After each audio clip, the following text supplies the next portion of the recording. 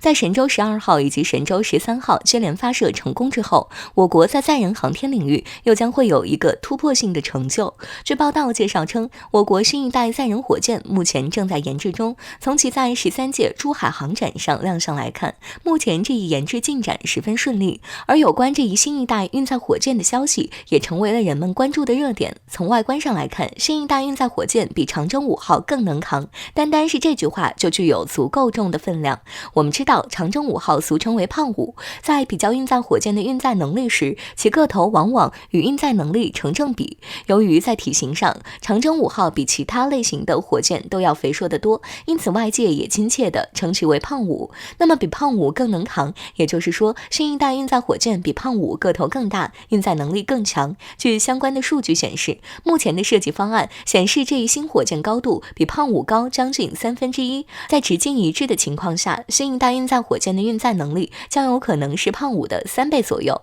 这听上去就是个令人极为振奋的消息。随着我国探索太空步伐的加快，研发性能以及运载能力更强大的火箭显得极为迫切。在航天界流传着一句俗语，运载火箭的能力有多大，航天的舞台就有多大。这直观地说明了运载能力的重要性。况且长征5号运载火箭虽然可以称得上是我国航天领域里程碑式的存在，但是其性能也受到了当时条件的制约。在这种情况下，研发新一代运载火箭就更显得有必要。除了运载能力之外，新一代运载火箭的3高3新也成为了外界关注的亮点。中国火箭专家胡晓军就曾这样描述过，新一代运载火箭具有高效率、高可靠、高安全的3高特点，另外还拥有新材料、新结构以及新模式的3新特点。这背后的创新意义，对中国航天人来说可谓是惊喜中的惊喜。更为重要的是，有相关的消息称，新一代运载火箭将实现可重复使用，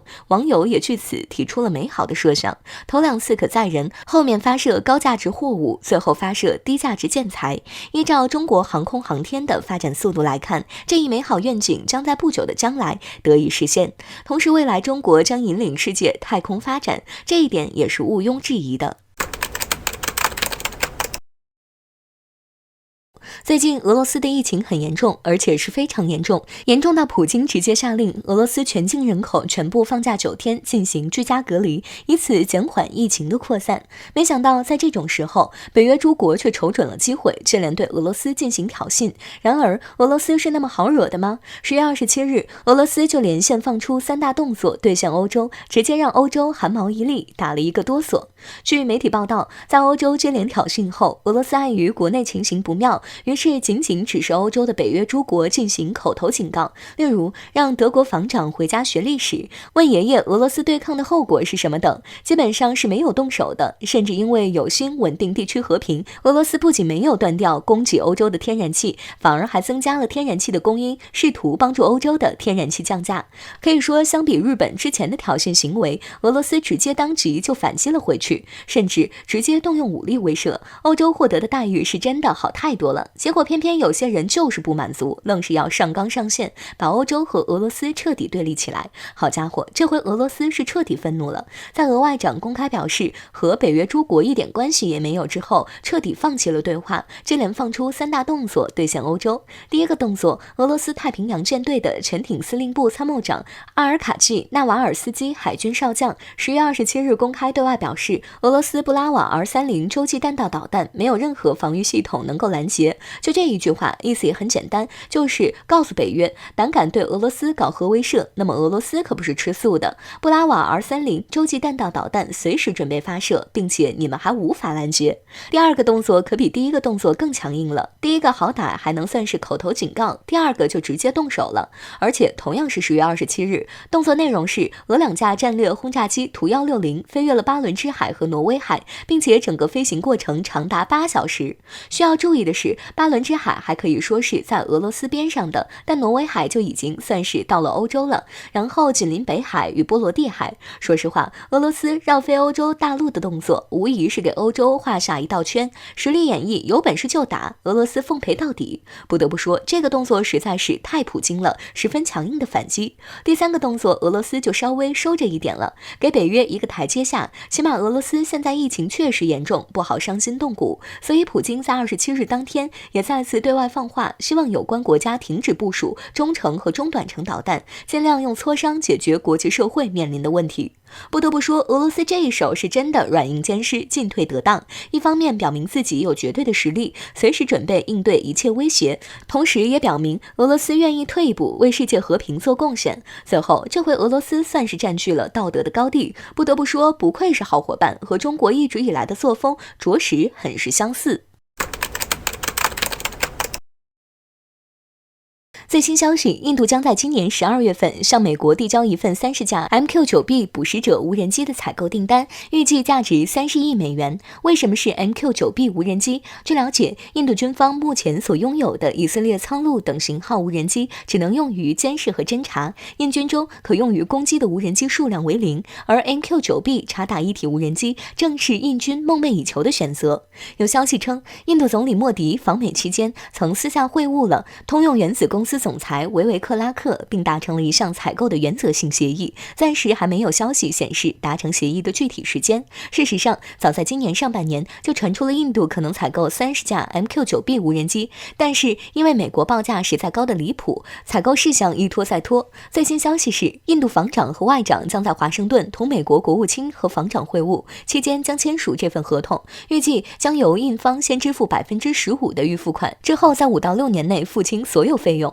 MQ-9B 无人机怎么样？该型战斗机由美国圣地亚哥的通用原子公司生产，能够执行48小时战斗任务，并携带约 1.7 吨有效负载。目前约有270多架 MQ-9B 无人机在全球服役，除美国外，装备该无人机的还有英国、意大利、法国、土耳其空军。有意思的是，网络消息显示，其他国家采购单价在3000万美元左右，而印度30架订单总价达到30亿美元，单价接近1亿美元，这个价格甚至超过了第5代战斗机 F-35A 的价格。莫非美国吃定印度人傻钱多？印军将如何部署 MQ-9B 无人机？据消息，该型机的入列将填补印军在攻击无人机方面的空白。印军计划在海陆空各分配10架 MQ-9B。分析认为，印军在近期中印边境、印巴边境争端中感受到压力山大，即便是一直让印度看不上眼的巴基斯坦军队，因为得到中国的技术支持，以及和土耳其等国联合研发，所取得的技术优势也远远超过印度。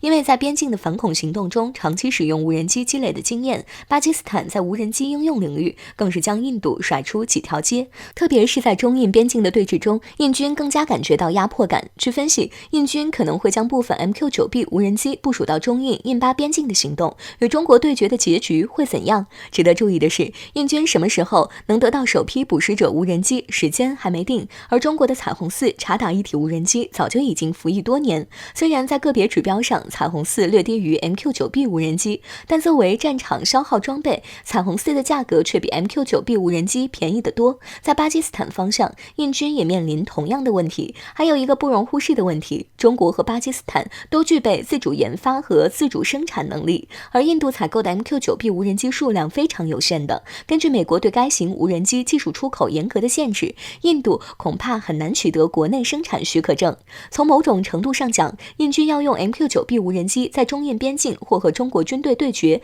顶多算一个合格的陪练和靶机。因为历史遗留问题，多年来中日关系一直都非常微妙。尽管在新中国成立后，我国与日本在经济、文化等多个领域进行了良好的交流，但实际上，日本这个国家对中国的敌意并没有消除，尤其是在美国的掺和下，现如今的日本似乎更有了与中国对抗的底气。无论是南海争端还是台海问题的表态上，都足以让外界看出该国释放出的不友好信号。而随着事态的发展，令外界没想到的是，近日日本方面更是直接对中国公然进行了喊话，一度掀起了国内外舆论制高点。综合多家日本媒体的报道，日本首相岸田文雄在接受相关杂志采访时，有意对外透露，计划在担任自民党总裁期间对日本和平宪法进行修改。例如，对于新设紧急事态条款，以及在日本宪法第9条写入自卫队条款等自民党修宪草案的4个项目，岸田文雄明确强调必须进行切实修改。众所周知，修宪在日本是属于争议不断的话题，但修改日本宪法则是自民党自1995年创建以来几十年的执念。如今，岸田文雄表态决议修改日本宪法，且不说此举意味着什么，释放了多危险的信号，在结尾对中国撂狠话，强调对中国一步不会退让，可见又是一起起冲中国来的事件。相比中国一直以来对各国的友好交流，哪怕中日有历史矛盾，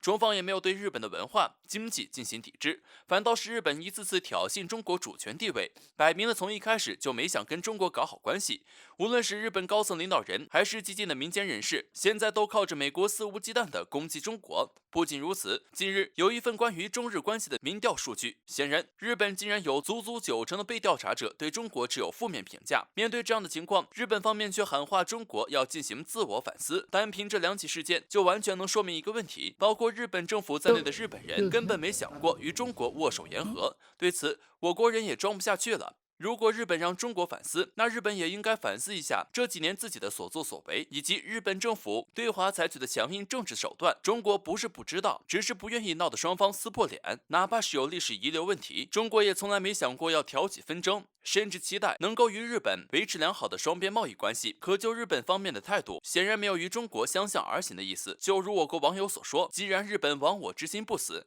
那我国也不用太善良。真要到了中日关系生变甚至翻脸的地步，解放军不介意跟日本新账旧账一起算。岸田文雄放话对中国一步不会退让，其实这话应该是我国人说的才对，有本事就试试看。不过这一次，日本准备好接招了吗？别到时候哭都来不及。至于外界所言日本可以指望美国，那怕是要希望落空。